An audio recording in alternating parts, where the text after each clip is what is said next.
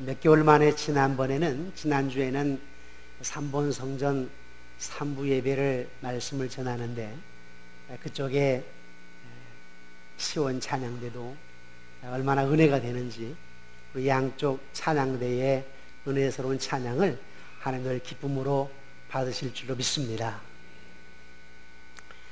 하나님께서 오늘 우리 주신 말씀은 마가복음 1장 14절에서 20절 말씀으로 저는 오늘 본문 말씀을 중심으로 사람 낚는 어부가 되라 하십니다. 사람 낚는 어부가 되라 하십니다. 이러한 제목으로 하나님의 말씀을 선포하겠습니다. 선포된 말씀을 듣는 여러분들에게 또 여러분 자녀 손손들에게 성령님의 기름 부으심과 성부 성자 하나님의 은혜와 복이 차고 넘치기를 주님의 이름으로 축원합니다. 사랑하는 성도 여러분, 여러분들이 신앙생활하면서 여러분들이 하나님 앞에 바라는 것은 무엇입니까? 줄곧 신앙생활을 해 오셨는데, 아니 지금 여러분들의 심령 가운데 하나님 앞에 소망하는 것, 바라는 것이 무엇입니까? 예수님은 오늘 여러분들에게 무엇을 기대하고 계시며 무엇을 여러분들에게 요구하실까요? 오늘 본문을 통해서 하나님께서는 우리가 요구하는 것이 무엇이고 반면에 하나님이 저와 여러분들에게 신앙생활하고 있는 저와 여러분들에게 진정 원하는 것, 하나님은 가장 중요하게 여기는 것이 무엇인가를 말씀해 주십니다. 먼저 말씀을 듣기 전에 본문의 배경을 말씀드리겠습니다. 예수님의 복음 전파 사역이 시작되기 전에 하나님께서는 세례 요한을 먼저 보내셔서 즉 예수님의 등불을 비추도록 예수님의 즉 빛이신 예수님을 먼저 비추도록 하셨습니다. 그래서 세례 요한이 회개하라 천국이 가까웠느니라 라고 전하게 되었고, 또한 메시아가 왔다, 지금 빛이신 예수님이 오셨는데 지금 어둠 가운데 그 빛을 깨닫지 못한다, 회개하라, 구약의 율법에 메시아가 온다고 했었는데 곧 내 뒤에 메시아가 온다, 이런 복음을 전파했습니다. 그리고 복음을 전파하다가 헤로디아 즉 헤로드 왕의 아내 때문에 즉 그들의 잘못을 지적하는 바람에 머리가 잘려 죽음을 맛보게 되었습니다. 바로 그 뒤에 예수님께서 복음 전파 사역을 시작하게 되었습니다. 그 당시에 유대는 로마 식민 치하에, 통치 치하에 있으면서 종교적으로 매우 심한 몸살을 앓고 있었습니다. 때문에 백성들은 자신들을 정치적인 메시아를 기다리면서 정치적으로 해방자를 기다리고 있었습니다. 그때 세례 요한은 예수를 만나기 전에는 회개하라 천국이 가까웠느니라 이렇게 외쳤었고, 예수를 만난 뒤에는 보라 세상 죄를 지고 가는 어린 양을 보라, 보라 세상 죄를 지고 가는 어린 양을 보라, 이렇게 외치다가 자기의 사역을 완수하고 형장의 이슬로 사라지게 되었습니다. 이제 예수님의 천국 복음 전파 사역이 시작이 되는 건데, 이때 예수님께서 가장 먼저 한 것이 무엇이었을까? 예수님의 천국 복음 전파 시작하실 때 가장 먼저 한 것이 무엇이었을까? 그것은 12 제자를 부르는 것이었습니다. 참모진 구성입니다. 예수님 오실 때부터 당신이 죽으러 온 것을 압니다. 복음을 전파하시다가 제자들을 훈련시켜서 당신이 죽고 난 뒤에 부활하신 뒤에 승천하신 뒤에 이제 이 제자들이 복음을 전파해야 되겠기에 예수님이 복음 사역을 시작하면서 가장 먼저 한 것은 12 제자를 부르는 것이었습니다. 먼저 예수님은 자신의 심중을 열어놓고 이야기할 수 있는 가장 가까운 소그룹의 사람들을 모집하였습니다.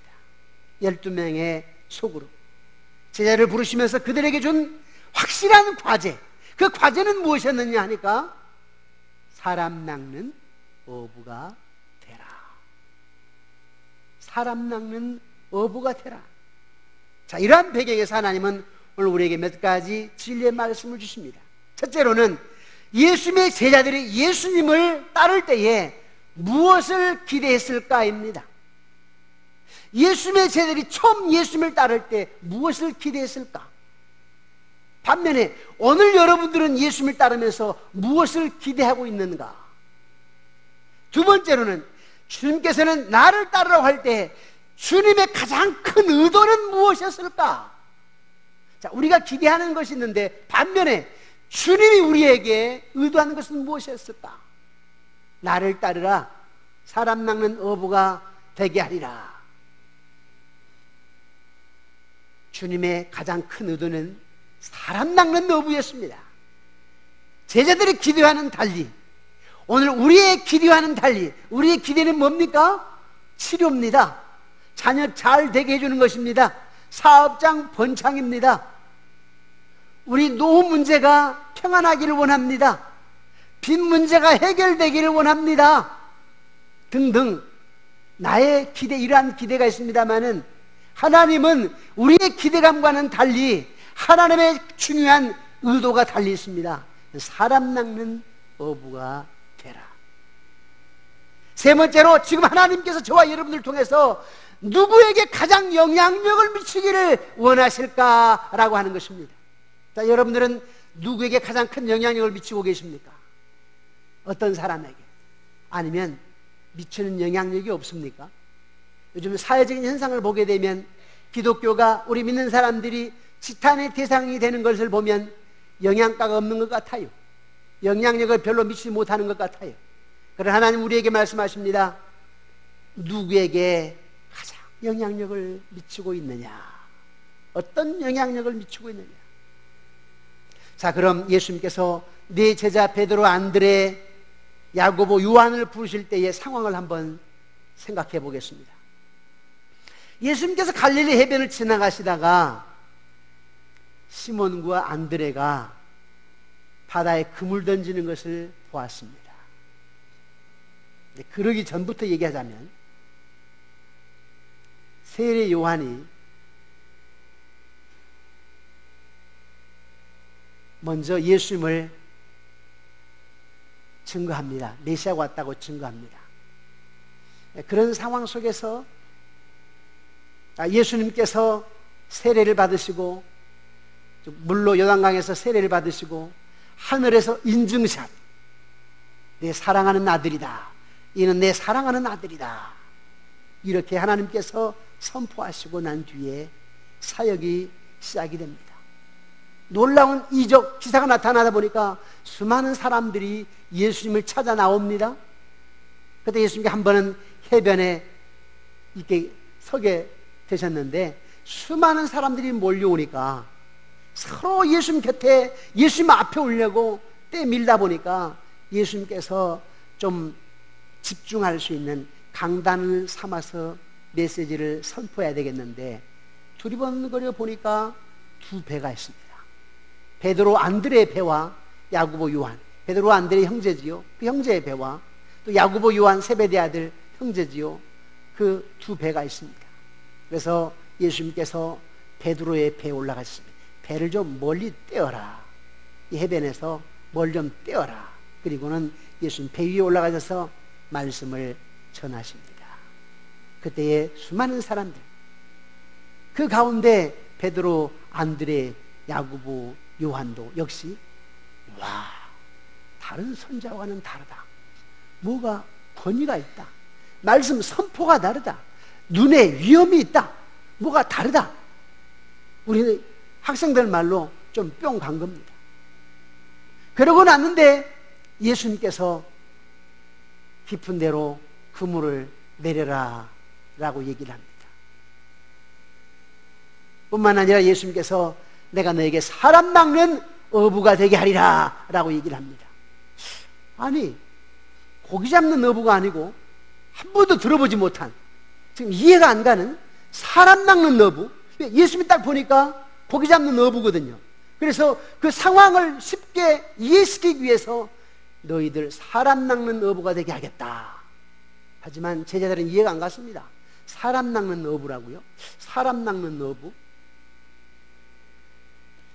우리나라 사람들이 한번 그 상황 가운데 있었다고 하게 되면 경상도 사람이 들었다면 뭐라고 할까요? 지금 뭐라 카노? 라고 하지 않았을까요? 예수님께서 내가 너에게 사람 낚는 어부가 되게 하겠다 그랬더니 우리 경상도 사람이라고 할 것 같으면 이해가 안 가가지고 지금 뭐라 카노? 했을 것이고, 전라도 사람이 들었다면 다 도를 다 할 수는 없습니다. 좀 사투리가 심한 도를 얘기하는 겁니다. 전라도 사람이 또 말을 했다면 집이는 알아듣겠소? 난 통 모르겠는디 이랬을 것이고 이해가 안 갔을 것입니다. 그런데 제자들은 어떻게 했을까요? 18절 한번 말씀을 보실까요? 18절 함께 읽겠습니다. 곧 그물을 버려두고 따르니라. 곧 그물을 버려두고 따르니라. 그물은 베드로 안드레의 생계수단입니다. 개인 택시 하신 분에게 예수님 따르시오 라고 할 때 개인 택시 버리고 따를 사람이 어디 있겠습니까? 생계수단인데, 화물 트럭을 운전을 하게 되는데 그 생계수단을 버려두고 예수님 떠날 사람이 어디 있겠습니까? 그런데 그물을 버려두고 생계수단을 버려두고 떠났습니다. 요한복음 1장 35절 42절에 보니까 안드레는 이미 세례 요한에 의해서 예수님에 대해 소개를 받았습니다. 그리고 예수님께서 해변가에서 말씀을 선포하신 권위를 보았습니다. 그러니까 예수님의 부르심에 즉시 따른 것입니다. 메시아의 도래를 중심으로 앙망하는 사람이었기 때문에 즉시 따랐습니다. 뿐만 아니라 그 뒤에 보니까 세베대 아들 야고보와 요한 또 어떻게 했습니까? 우리 19절에서 20절 말씀 함께 보실까요? 함께 읽겠습니다. 조금 더 가시다가 세베대 아들 야고보와 그 형제 요한을 보시니 그들도 배에 있어 그물을 깁는데 곧 부르시니 그 아버지 세베대를 품꾼들과 함께 배에 버려두고 예수를 따라가니라. 아멘. 이미 안드레와 베드로가 예수님을 따르고요, 그 뒤에 예수님께서 그물 깁는 야고보와 요한을 보면서 나를 따르라고 하니까 이 야고보와 요한이 그물도 버리고 또 누구를 버렸습니까? 아버지도 버리고 또 누구를 버렸습니까? 품꾼들도 버리고 배도 버리고 다 버리고 예수님을 따라가 버립니다. 나중에 보니까 결국에는 예수님의 말씀대로 사람 낚는 어부가 되었습니다. 처음에는 사람 낚는 어부가 무슨 말인고 했지만 예수님께서 내가 사람 낚는 어부가 되게 하리라 라고 말씀하셨는데 결국은 이 사람들이 다 사람 낚는 어부가 되었습니다. 다시 말하면 주님의 초점은 뭐냐? 사람 낚는 어부가 되게 하는 것입니다. 사실 이들이 예수님을 따를 때 처음에 기대감은 무엇이었을까요? 더 좋은 사람이 되고 더 잘 살게 되고 더 성공하게 되고 나의 이익을 위해서 필요한 것을 공급받게 되고, 자기들의 기대감은 다 이런 것입니다. 세상적인 것입니다. 정치적인 메시아를 기다렸기 때문에 이 사람 따라다니면 저 사람의 눈빛을 보니까 달라, 말씀의 권위가 달라, 일반 선자와는 달라, 저 사람을 따르게 되면 뭔가 내 인생이 달라지겠다라고 처음에는 따랐습니다. 우리도 그렇지 않습니까?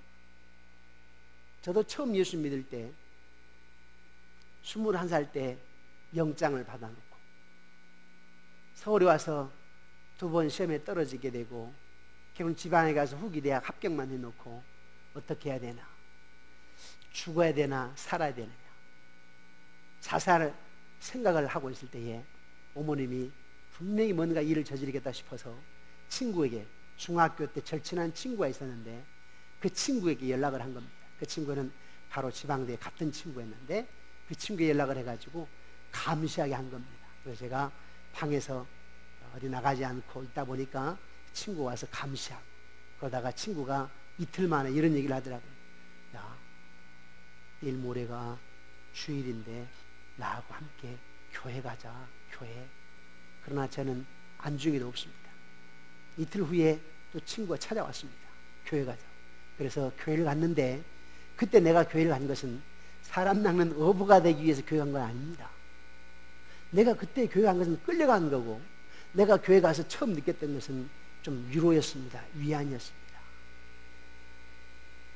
그리고 그 뒤에 서너 번 교회를 나가고 군대를 가게 되는데, 군대 가서 내가 신앙생활 하게 된 것은 집회에서 위험하니까 지뢰를 밟을 수도 있고, 수색생찰 나가서 지뢰를 밟을 수가 있고, 또 간첩들이 비트를 구축하고 있어서 언제 우리는 찾아서 쏘는 거고, 걔들은 숨어 있다가 비트 구축하고 있다가 숨어서 쏘기 때문에 언제 죽을지 몰라요. 그러니까 위험하니까. 또 합천 행사에서 땡중 하나가 와가지고 이 목탁을 치면서 말이죠. 그 위험할 때는 군종 보고 기도하래요. 그래서 저는 믿음도 없이 군종을 하면서 기도할 줄도 몰랐는데, 그냥 뭐 중대 군종이니까, 뭐 집회 군종이니까 일개 한 소대가 있는데 군종이랄 것도 없어요. 뭐 특과도 아니고 병과도 아니에요. 그냥 그 군 목사님이 몇 개월 만에 한 번씩 들어오시게 되는데 네가 해. 그래서 하는 거지. 근데 그때는 순전히 하나님 나를 보호해주세요. 무사히 살려주세요. 제대만 하게 해주세요. 내가 사단에서 훈련받을 때에 지뢰 밟아서 죽어가지고 일개 분대가 죽어가지고 한 분대, 일개 분대 시체가 판초의 군인들 비옷 있잖아요. 거기에 이렇게 쌓아서 왔어요. 훈련받아. 그걸 보았거든요. 그러니까 그런 집인데 하나님 나 살게 해주세요. 그것이 처음에 나의 목적이었어요. 그때 내가 사람 낚는 어부가 되고 이렇게 메신저가 되려고 생각지도 못했어요. 그러나 하나님은 뭐예요? 내가 사람 낚는 어부가 되게 하리라. 그런데 여러분, 이 메신저 목회자에게만 사람 낚는 어부가 되라고 하는 것이 아니라 오늘 이 자리에 앉아있는 여러분들에게 하나님의 사람 낚는 어부가 되게 하리라 라고 말씀하셨습니다. 목사만 사람 낚는 어부가 아닙니다. 누가 사람 낚는 어부라고요? 따라서 내가 여러분들이 사람 낚는 어부입니다. 그런데 우리는 신앙생활 하면서 거저 사업 잘 되게 해주고, 하나님 나 치료해 주시고, 돈 잘 벌게 해주시고, 우리 아들 대학 합격하게 해주시고, 너 노후까지 좀 평안하게 해주시고, 연금 넣은 거 아무런 지장 없이 잘 타게 해주시고, 다 이런 거 아닙니까? 우리 남편 출장 갈 때 비행기 이착륙 시 안전케 해주시고. 제자들의 처음 기대감이 바로 그거였어요. 처음에는 뭔가 도움이 필요해서 예수님을 믿게 되었습니다. 나를 도와주세요. 나를 축복해 주세요. 우리 한번 기도 들어보세요. 다 그런 내용 아닙니까? 가만히 옆에서 이렇게 기도하는 거 들어보면 우리 많은 사람들이 어떻게 기도해요? 하나님, 우리 아들 선교사로 파송되기를 원합니다. 하나님, 우리 가정에서 선교사가 파송되기를 원합니다. 우리 교회가 전도에 앞장서고 세계 선교에 앞장서는 교회가 되기를 원합니다. 내가 잃어버린 영혼을 찾기를 원합니다. 우리 시누이도 죽기로 인도해야 되겠고, 우리 시동생도 죽기로 인도해야 되겠고, 우리 시아버지 죽기로 인도해야 되겠고. 이 기도보다는 항상 도와달라는 거 아닙니까? 나의 유익을 채워달라는 거 아닙니까? 나의 필요를 채워달라는 거 아닙니까? 그러나 예수님은 내가 너에게 가장 중요하게 요구하는 것이 있다. 그건 사람 낚는 어부가 되는 것이다.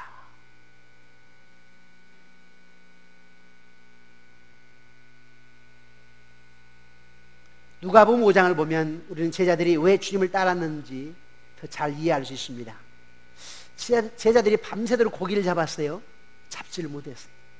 허탈감에 빠져가지고 돌아옵니다. 이제 아침에 태양이 떠오릅니다. 예수님은 뻔히 아십니다. 그래, 너희들 밤새도록 고기를 잡은다고 해봤지만 잡지 못했구나. 허탈감에 빠져 있구나. 그래서 예수님께서는 깊은 데로 가서 그물을 내려라 라고 얘기합니다. 제자들은, 베드로 안드레 제자들은, 아니 우리가 이 갈릴바에 잔뼈가 굵은 사람인데 당신 목수의 아들 당신 뭐한다고 깊은 데 가서 그물을 내리라고 그래? 이렇게 말할 수 있습니다마는 그들은 이미 예수님이 말씀을 선포할 때 권위 앞에 무릎을 꿇었어요. 야, 정말 저분 놀라우신 분이시다. 그래, 당신 같은 사람 그렇게 얘기하니까 한번 그물을 내려보지. 그때는 아직 주님이라는 마음이 없었습니다. 내 삶의 주인이라고 하는 것, 내 삶의 전부, 나의 모든 것을 아시는 분, 내가 죄 있는 것까지 다 아시는 분, 내 머릿속에 지나가는 생각까지도 아시는 분, 나의 언행 심사를 모두 아시는 분, 이렇게까지는 생각 못했습니다. 그래서 선생님의 말에 의지해서는 무슨 말이냐면, 다른 선장은 좀 다른 것 같은데, 권위가 좀 있는 것 같은데, 그러니까 한번 그물 내려보지요 하고 가서 깊은 데로 가서 그물을 내렸습니다. 그런데 그물을 끌어올리다 보니까 얼마나 고기가 많든지 그물이 찢어질 정도로 고기를 많이 잡게 되었습니다. 그러다 보니까 다른 배, 저쪽에 있는 요한과 야고보의 배가 있었는데, 그 배가 두 척이 있다고 그랬지요. 베드로 안 되는 요한, 야고보 이리 와봐. 지금 그물이 찢어질 정도라니까 이리 와, 도와줘야 되겠어.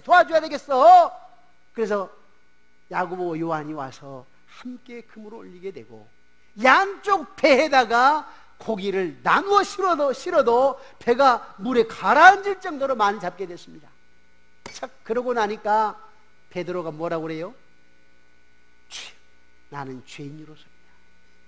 나를 떠나소서. 주여라고 얘기합니다. 그 앞에는 선생이라고 얘기했다가 왜 그랬을까요?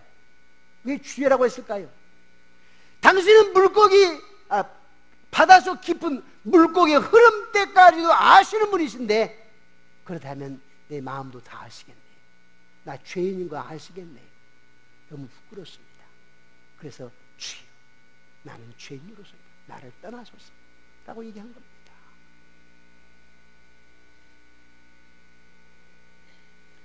그러고 나서 예수님을 따랐지만, 제자들이 항상 싸움은 어떤 싸움이었어요? 제자들의 싸움은 누가 크고자 하느냐, 다 자기 필요입니다.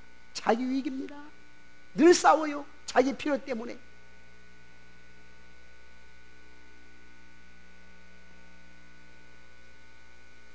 예수님을 전적으로 믿음으로 바라보는 것이 아니라 자기 필요, 또 예수님께서 나에게 가장 원하는 것이 무엇인가, 여기에 포커스를 맞추는 것이 아니라 자기 필요에 포커스를 맞추어 있습니다. 그래서 오늘날 신앙생활하다가 중단하는 사람들이 왜 다 중단하냐니까, 다 포커스가 자기에게 맞춰져 있거든. 교회 가면 뭐가 치료받는답니다. 교회 가면 사업이 잘 된답니다. 교회 가면 자녀가 대학에 합격한답니다. 교회 가면 뭐가 달라진다고 합니다. 그런데 막상 와서 보니까 안 돼.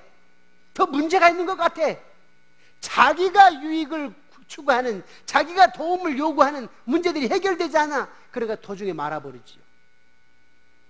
주님이 원하는 것은 사람 낚는 어부인데, 아니, 사람 낚는 어부가 되라고 했으니까 정말 나의 사명은 복음 전파다, 복음을 전하는 것이다. 여기에 포커스를 맞춰 집중하게 되면 내가 요구한 그 이상으로, 내가 생각한 그 이상으로, 즉 베드로가 그물을 찢어질 정도로 고기를 잡는 것과 같은 그런 기적을 경험하는데, 우리는 나의 사명, 하나님께서 나에게 요구하는 사명에 포커스를 맞추기보다도 내 필요가 더 거기에 초점이 맞춰져 있기 때문에 기적을 경험할 수가 없는 것이지. 그러다가 신앙생활을 말아보는 것이죠. 교회 와서 누구 때문에 시험받았다, 또 내 마음대로 되지 않는다 등등 해서 교회를 중단하는 사람들이 얼마나 많습니까? 오늘 예수님 여러분에게 묻습니다. 너 왜 사니? 하나님이 정 목사에게, 저에게 얘기합니다. 정 목사야, 너 왜 사니? 너 무엇 때문에 사니? 네 사명이 무엇이니? 하게 되면, 첫째도 사람 낚는 너부요, 둘째도 사람 낚는 너부요, 셋째도 사람 낚는 너부요. 정 목사야, 3번 양육의 사명이 무엇이냐? 첫째도 전도 선교요, 둘째도 전도 선교요, 셋째도 전도 선교요. 가족 찬양대, 이것도 하나의 어떤 프로그램이고, 체육대회도 프로그램이고, 또한 교회의 바자에도 여러 가지 프로그램이지만은 그것이 목적은 아닙니다. 그것이 목적은 아니에요. 목적은 오직 전도와 선교입니다. 사랑하는 성도 여러분, 여러분들은 여러분의 시부모님을 위해서, 시동생을 위해서, 처갓집 식구들, 안 믿는 사람들을 위해서 얼마나 기도하고 계십니까? 교회 오시게 되면 그것부터 기도하십니까? 전도부터 기도하십니까? 선교부터, 하나님 나라 확장부터 기도하십니까? 그렇지 않아요. 총회를 마치면서 참 마음이 아팠어요. 누가 크고자 하는 싸움이 많지요. 총회를 마치고 집에 돌아와서 아내가 얘기하는데 또 마음이 아팠습니다. 인터넷이나 TV에 뉴스에 나오는 하나의 사건인데, 이 사건입니다. 여러분 아시면 아실 거예요.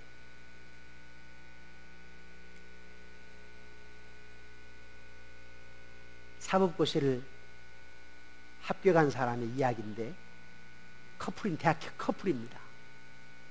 이 커플이 사법시험을 봐가지고 먼저 자매가 합격을 했습니다. 1차 시험에.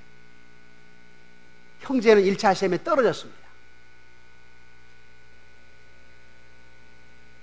그리고 나서 결혼했습니다. 혼인신고도 하고. 그런데 2차 시험에는 아내가 떨어졌고 남자 씨만 합격을 했습니다. 어떤 변화가 왔을까요? 그러고 났더니 형제가 사법연수원에 들어가가지고 합격한 자매에게 눈을 맞추어 바람을 피우기 시작합니다. 그리고 시어머니는 이 며느리를 떼버리려고 2차에 합격 안 했으니까 사법연수원에 우리 아들이 합격한 자매하고 사귄다고 하니까, 바람 피운다고 하니까 그 자매하고 이렇게 해보려고 며느리를 구박하고 며느리를 이혼시키려고 합니다. 그래서 이 아내가 자살하고 말았습니다. 너무 괴로워서.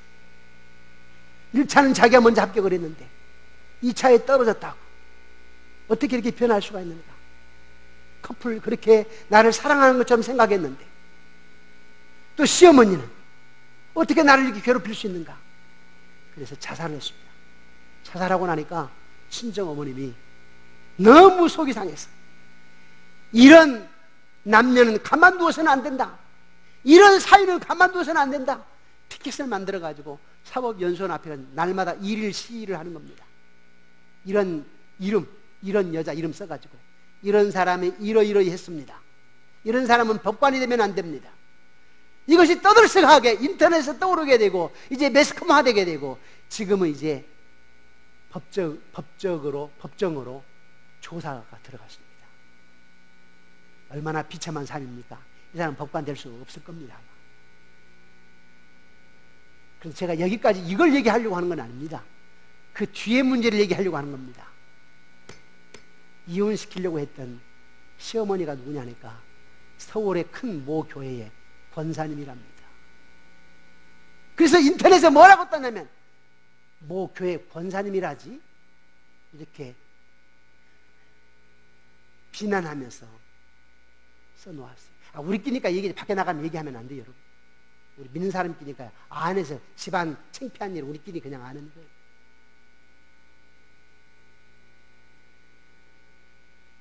그러면서 우리의 기대감은 뭐예요? 자식 잘 되는 거. 그 뭐예요? 아들 잘 되는 거. 그리고 그 딸이 어떻게 결혼했냐니까 시어머니가 그렇게 반대를 하니까 집 담보해가지고 몇 억을 가지고 왔다는, 몇 억을. 그런데도 그 연수원에 합격한, 사법시험에 합격한 그 여자 집안, 또 돈, 이것 때문에 그 며느리를 이혼시키려고. 제대로 된 권사님이십니까? 그분의 기대감은 뭘까요? 그저 잘 되는 것입니다. 자기 필요 충족입니다. 세상 어떤 성공입니다. 물질입니다. 하나님은 그 권사님이 뭐라고 말했을까요? 사람 낚는 어부가 되라 그랬어요. 사람 낚는 어부. 그런데 사람 낚는 어부가 되려면 어떻게 해야 되느냐? 영향력을 미쳐야 됩니다. 영향력. 저와 여러분들이 영향력을 미쳐야 우리 주변에 있는 사람, 안 믿는 사람들이 주께로 돌아옵니다. 영향력. 저는 내일 대학 친구 몇 명을 만납니다. 30년 만에 만나게 되는데, 이 친구들은 믿는 사람이 아닙니다. 다 한전 소장들이고 건설회사 전무입니다. 이제 금년 내년에 못 벗는 사람들인데, 자꾸 만나자고 하는 이 사람들은 항상 토요일날 주일날. 어떻게 알았는지 부목사님이 맡기면 안 돼요? 주일날 부목사님이 맡기고 오래요. 그만큼 모르는 거예요. 그런데 제가 그들의 불행한 소식을 접했기 때문에 이 사람들 예수님 만나야 된다. 한전 소장이면 뭐냐? 예수님 만나야지. 그래서 제가 내일 만나기로 약속을 했어요. 기대감이 큽니다. 우리 전단지, 조그마한 전단지하고 왜 예수님일까? 그 책자하고 조그마한 선물을 준비했습니다. 그리고 내일 그들에게 같이 식사를 하고 하면서 복음을 전하려고 합니다. 그런데 여러분, 제가 그들을 만나기 전에 계속해서 기도하는 제목은 뭐냐면, 하나님 그들에게 만나게 되면, 야, 뭔가 목사는 품위가 다르구나, 뭔가 목사는 언어 사용하는 언어도 다르구나, 뭔가 목사는 얼굴 표정이 다르구나, 뭔가 목사는 다르구나, 이걸 좀 느끼게 하옵소서. 아니, 나의 말과 행동에 실수가 없게 해주시고, 그들이 생각할 때, 야, 주의 종은 목사는 뭐가 다르구나, 나도 한번 믿어볼까? 그런 마음이 들 수 있도록 하나님 마음을 열어주옵소서. 그게 저의 기도 제목입니다. 여러분들 또 내일까지 좀 기도해 주시기 부탁을 드립니다. 우리는 뭐냐면, 우리의 사명은, 우리가 어떤 소망하는 기대감은 세상적인 가치관 그런 것이지만, 믿어도, 믿는다고 해도, 심지어 우리 메신저들까지 누가 크느냐, 누가 큰 자냐, 이 예수님의 제자들이 그랬던 것처럼 누가 큰 자냐 이렇게 싸우고 있는데, 예수님 우리에게 얘기합니다. 무슨 그렇게 파울을 범하고 있느냐? 홈런을 쳐야지, 안타를 쳐야지, 사람 막는 어부가 돼야 되지, 사람 막는 어부가 돼야 되지, 영향력을 미쳐서 사람 막는 어부가 돼야 되지. 여러분, 과연 여러분 시부모님에게, 시동생에게, 여러분 처갓집 식구들에게 얼마만큼 영향력, 거룩한 영향력을 미치고 있습니까? 안 믿는 친구들에게, 이웃 사람들에게 얼마만큼 영향력을 미치고 있습니까? 저희 집사람은 원래 소리가 좀 크죠, 목소리가. 교회에서 조용조용 얘기하니까 여러분 모르시는데요, 원래 이 집안 식구들 소리가 큽니다. 우리 정춘 양도 소리가 크고, 다 형제들, 처가집 식구 9명, 집사람 10명, 목소리가 제 2배입니다. 저는 설교할 때만 좀 소리가 큽니다. 평상시에는 좀 조용조용하게 얘기를 합니다만, 방송할 때 하고 설교할 때만 좀 크게 하지요. 그런데 원래 집사람은 소리가 커요. 그래서 제가, 집사람도 사람이라 조금 수틀릴 때가 있죠, 예? 저에 대해서. 그러면 크게 막 소리지는 않은데, 본성 소리가 크다 보니까, 어디 갔다 왔어요? 한 달치. 이래서 소리가 좀 크고 그러면은, 밤에 10시, 11시에 그러면 옆 사람이 누르면 싸운 줄 알겠어. 제가 그렇게 얘기를 합니다. 왜? 본이 돼야 되니까. 싸우고 싶어도 못 싸웁니다. 왜? 옆 사람들이 다 들으니까. 저 삼본 양무교 목사님이신데 싸우네? 전도가 되겠습니까? 우리 장로님들, 우리 안수장님, 우리 권사님들 싸울 수 없습니다. 여러분, 옆집으로 큰 소리가 새어나가면 안 됩니다. 전도가 안 돼요. 영향력을 미칠 수가 없습니다. 저와 여러분들은 언행심사에 영향력을 미쳐야 됩니다. 무엇 때문에? 하나님 우리에게 요구하는 것은 사람 막는 어부입니다. 이제까지, 오늘 시간까지 여러분들이 나의 필요 충족을 위해서 세상적인 것을 기대감을 가지고 그걸 바랐겠지만, 오늘 위에 정말 주님께서 너 왜 사냐? 너의 사명이 무엇이냐? 네가 해야 될 일이 무엇이냐? 라고 묻는다면, 그렇습니다. 직장도 다니고 사업장도 하고 자녀 양육도 양육이지만, 나에게 가장 우선순위에 하나님께 요구하는 것은 사람 낚는 어부입니다. 우리 교회의 가장 우선순위의 사명 무엇이냐? 전도하며 선교하는 것입니다. 여러분 사명과 이루어서는 안 됩니다.